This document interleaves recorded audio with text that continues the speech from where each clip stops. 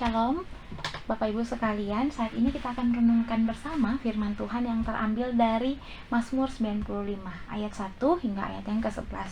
Dari Mazmur yang ke-9 ini kita mengambil judul dari perikop dari Mazmur 95 ini, di mana hormatilah dan taatilah Tuhan. Bapak Ibu, kidung puji-pujian Mazmur 95 ini merupakan kidung pujian yang kalau kita lihat di Mazmur yang ke-81 itu ada kemiripan. Nah, Mazmur ini mungkin dipakai sebagai iringan atau ajakan untuk bangsa Israel atau orang-orang pada waktu itu untuk memuji Allah, menyembah Allah, bahkan menyatakan bahwa Tuhan itu adalah Raja dan Pencipta semesta alam, dan Tuhan itu adalah pelindung bagi bangsa Israel pada saat itu.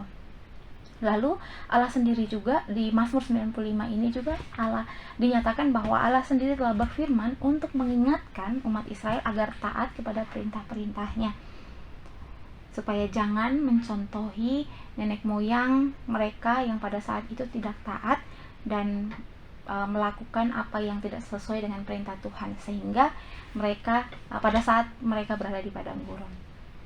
Kalau kita melihat inti dari pemazmur pasal 95 ini adalah pada ayat yang ke-6 dan ke-7.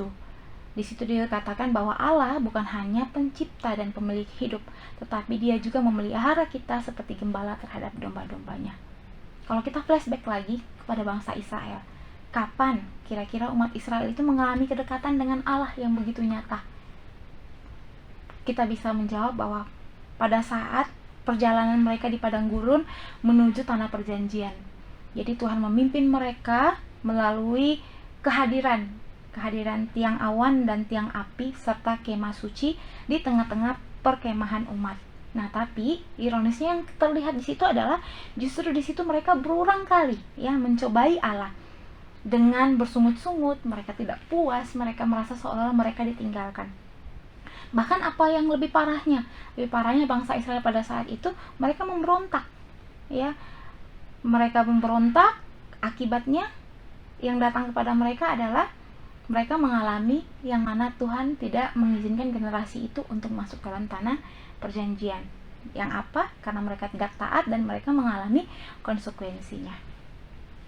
Bapak Ibu, saudara-saudara sekalian, Mazmur 95 ini juga mengajak kita untuk melihat bagaimana kita harus datang kepada Tuhan, taat kepada Dia, mendengar perintah-perintahnya, dan datang untuk menyembah Dia.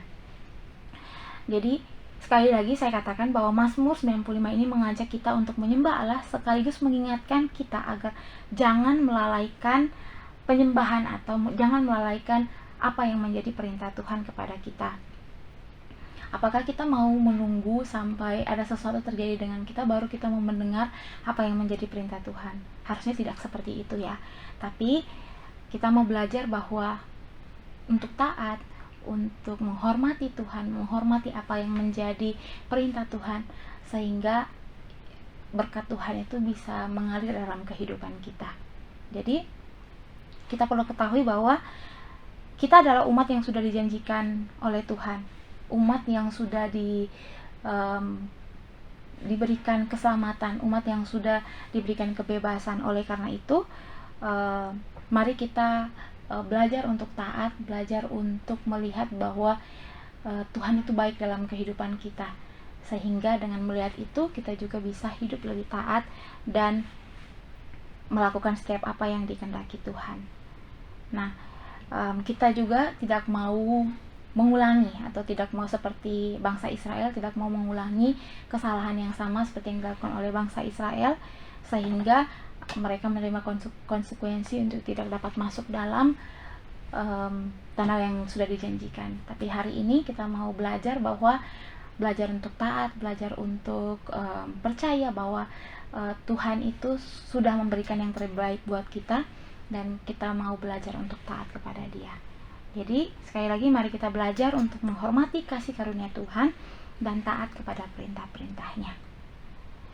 Sekian renungan kita hari ini, Tuhan Yesus memberkati.